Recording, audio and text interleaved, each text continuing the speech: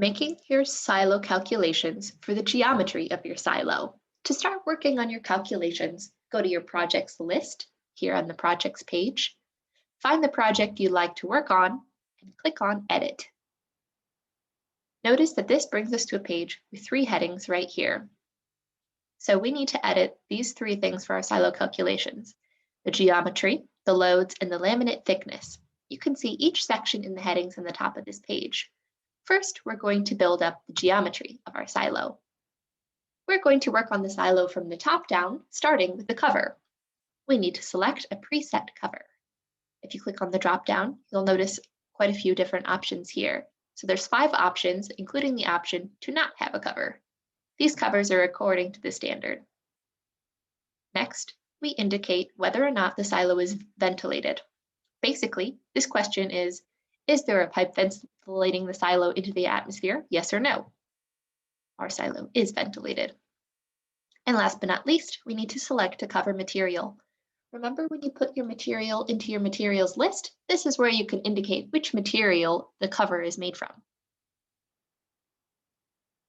Excellent. Now we can fill in information about the cylinder. Notice that the length of the cylinder and the diameter is already filled in from when we entered this information earlier during the creation of this project. So all we need to add here is the volume and the cylinder material. Next, we will fill in information about the bottom of the silo. Of course, for silos, this is always a hopper bottom. We need to fill in the angle, the knuckle radius, the diameter outlet, and select a bottom material.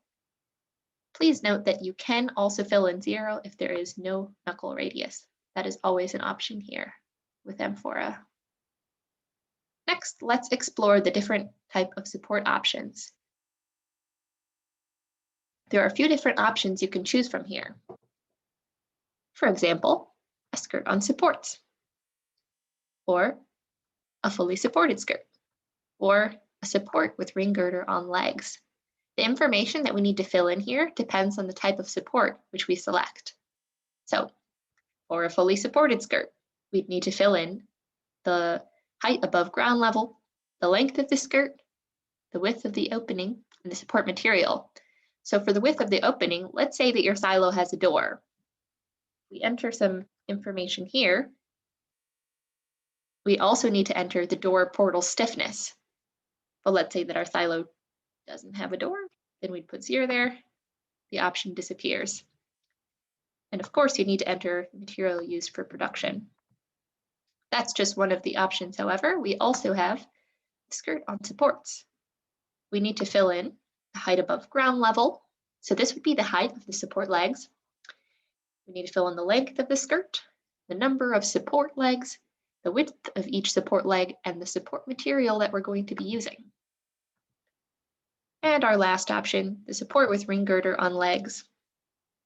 Again, we fill in the height above ground level, the length of the legs, the number of legs, the support width per leg, and the support material. Based on the type of support that we have selected, for example, here we will have a different type of anchoring for us to choose from.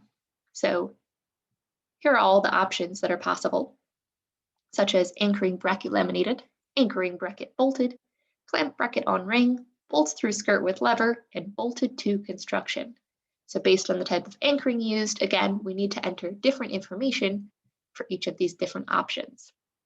Let's check out our options here by first looking at the anchoring bracket that is laminated to the skirt. We need to enter the number of anchors, the thickness of the connection laminate or over laminate, and enter the width and the shear surface in order to determine if the connection laminate is strong enough. Another option is an anchoring bracket, but one that is bolted through the skirt. Here, we'd need to enter the number of anchors used, the bolt diameter, and the number of bolts per anchoring bracket. Then we have a clamping bracket. In this case, there would be a small GRP nose on the side of the skirt. you need to enter the number of anchors, the pitch diameter, which is basically the distance from the center to the center of the actual anchor. This is important in determining the anchoring force. Next, enter the length of the bracket. Notice it is indicated here in our handy diagram. The width of the bracket, also indicated here with a W, and the height of the nose, indicated here with our small h. Another option that we can go to here is bolts through the skirt with lever.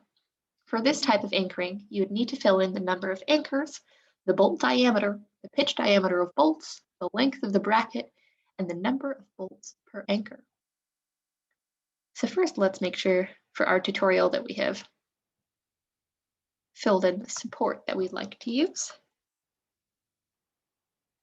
Then fill in the anchoring information so that we can get to calculating our next step. So for this silo, we're going to use the bolted to construction option. Here, we need to enter the number of anchors used, in this case 4, the bolt diameter, 12, and the number of bolts per anchor, which is going to be 2. So the number of anchors in this case should be equal to the number of support legs. Let's check to make sure we have all the information filled out for our silo. So we have the cover, cylinder, the bottom, the support, and the anchor. You might notice that there's a branches option down here. Might not pop up, but notice that this is only applicable for tanks, not for silos. No need to fill it in if you do see it. Since we've entered all of this information up here, we can click Update to save our project.